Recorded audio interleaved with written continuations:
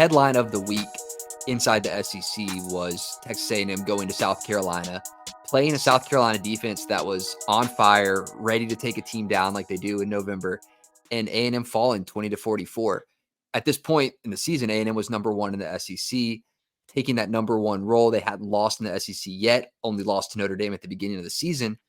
Now, this wasn't really a loss. It was beyond that. It was kind of a beatdown. And so we start asking the question, is it time to panic on the season? What does this mean for A&M season going forward? Do they control their own destiny? You know, how do you feel about A&M leaving this game and what happens to them for the rest of the season? Yeah, absolutely. Leaving this game, the way I feel about A&M is I love thinking in extremes. I think it's how fans think. It's like, is this absolute chaos? Do we start panicking? Are we going to win the SEC? Like, last week A&M fans were watching these games thinking like, Texas who, right? They joined our conference and now we're top dog in the conference. Right now, after watching this game against South Carolina, I don't think it's time to panic just yet, but the margin for error got really, really slim. And I think there was a couple of things I would take away from this game when it comes to preparing against Auburn and, of course, going forward in the future against Texas. Yeah. And the hopes right now for A&M, especially before this game, was SEC championship game. Win that and punch your ticket to the playoff no matter what. You lose that game, you still have an opportunity, 2 lost. You don't really know what's going to happen with this upcoming Texas game either. And now you're not really guaranteeing your spot. There's a lot of 2-loss teams out there.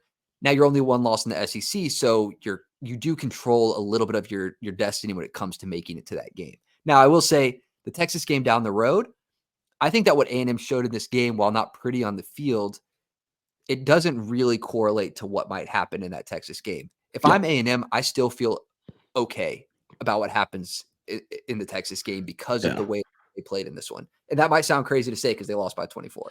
No, and this is a good South Carolina team, right? This is not me caping for the Texas A&M performance, but it felt like South Carolina was kind of building up to having this type of game. They obviously dominated against Oklahoma a couple weeks ago. They played a close game against Alabama. They played a pretty close game against LSU. Some would argue they should have won that game with some of these questionable calls. This South Carolina team is 5-3 for a reason. Like it's a good team. For A&M, it was close, at least for the most part in the first half. What you don't want to see is a team like South Carolina getting up 14-0 on you. They're not going to face as dynamic of a rushing attack like Raheem Sanders and Lenora Sellers from the quarterback and receiver, quarterback and running back position. And so that's kind of the saving grace. And call me crazy, it's almost like you'd rather get the loss out of the way now before bye week, kind of humble the team a little bit and get you feeling good before New Mexico State, Auburn, and Texas. Yeah, absolutely. And you mentioned they're not going to face, when it comes to that duo in the backfield for South Carolina, Sellers, Sanders, when you're looking ahead in the season. So in this game, 25 missed tackles for Texas A&M. I mentioned when we were talking earlier today that a missed tackle stat like that, based on how A&M's been playing this season, I don't think is a standard of what's to come for them. I think it's a bad performance on the day. And it says a lot about what South Carolina was able to do when they were evading the tackle.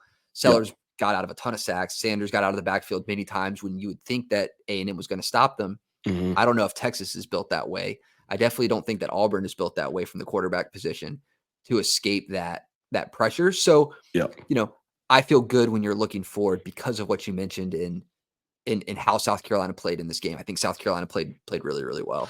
Absolutely. And I think South Carolina played extremely well. I feel like with A&M, I'm looking at other games like Arkansas being able to lock down Jaquinda Jackson at the running back position. So it's like we have other sample sizes. I think I have a tighter lens on that schedule just because, Arkansas is okay. LSU, the jury's out to me. And we talk about some of the other teams they played against. Missouri. They were the first ones to put belt to ass on them before Bama. But the schedule's okay.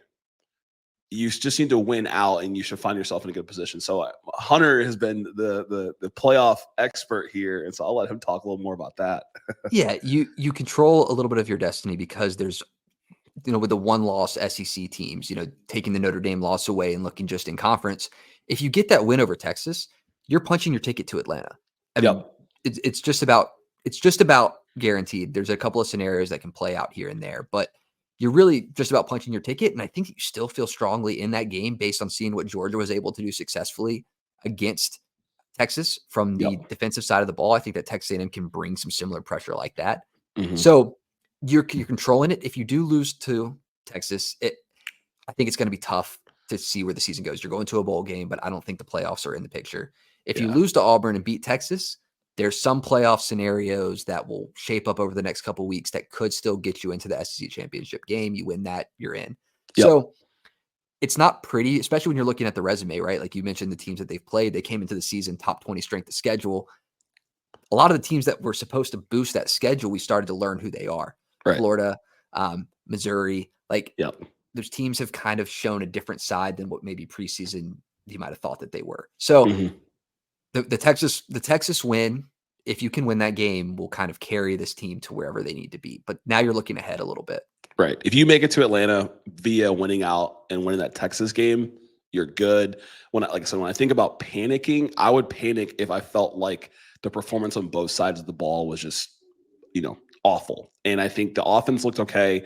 The defense obviously didn't play well this game. That's a really strong rushing attack. What we've seen from the rest of the season makes me feel like this defense still has it, locking down Notre Dame in some ways, locking down a lot like Florida, playing, obviously locking down Missouri. It's just, this defense is still strong enough. This game was just an anomaly to me. I think going forward, if the schedule had featured, Georgia and Tennessee and some of these other Ole Miss, these other heavy hitter teams to wrap up the season, I'd feel a little bit differently. But I don't think it's time to panic just yet. I think you still ride with Reed for now, and I think the defense will regroup. That's Elko's strong suit. I can't imagine this defense looking any worse than what we saw this past game. Yeah, absolutely. I think Reed is your guy. He passed well, other than the interception. Put the ball on the ground a few times. They recovered some. It looked a little bit iffy on some handoffs there. Le'Veon Moss, Elko said the injury didn't look it's not as bad as it might have looked on the field. So still TBD on what happens with him. But you have you have Amari Daniels back there playing well. Reed, a good rusher and showing good passing in itself. So no need to panic. The future is still bright.